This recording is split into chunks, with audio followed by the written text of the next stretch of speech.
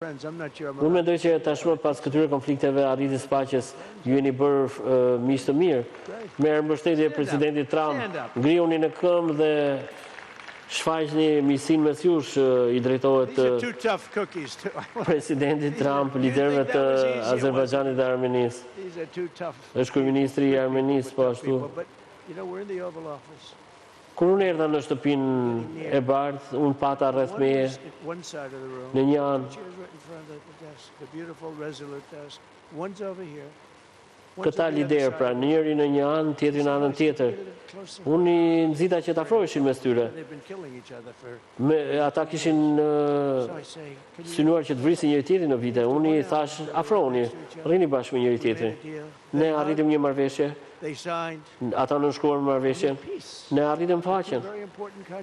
Mes dy shteteve shumë të rëndësishme, Azerbajxhanit dhe Armenisë. Ne e nisëm në kushte që dy shtete tashmë janë bërë të fuqishme në bashkëpunimin e tjetrën. Është që s'kene rëndësishme. Shikoni Aliyev dhe presidentin e Azerbajxhanit dhe atë të Armenisë që shtrëngojnë duart duke demonstruar atë që tha presidenti Trump, pra përpjekjet e tij për të vendosur paqen janë konkretizuar tashmë. Ne jemi të nderuar që marrim pjesë në këtë eveniment. Kryeministri Rama i Shqipërisë. Ku është presidenti i Argentinës, Milei? Unë e vlerësoj atë. Unë i përkrah liderët të cilët kanë mbështetjen e Shtetet Bashkuara. Këtu është edhe Viktor Orban, kryeministri i Hungarisë, por edhe presidenti i Argentinës Milei po ashtu ka dhënë një kontribut të rëndësishëm. Edhe kryeministri i Japonisë po ashtu është në rrugën e duhur.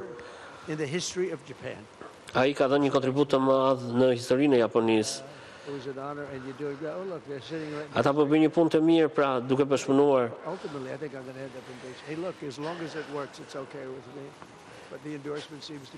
Këta udhëheqës sa më shumë të punojnë për vendet e tyre është shumë e rëndësishme për mua që të bashkëpunoj me to.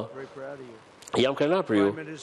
Kryeministri, një tjetër lider i rëndësishëm, i madh, Pashinyan i Armenisë.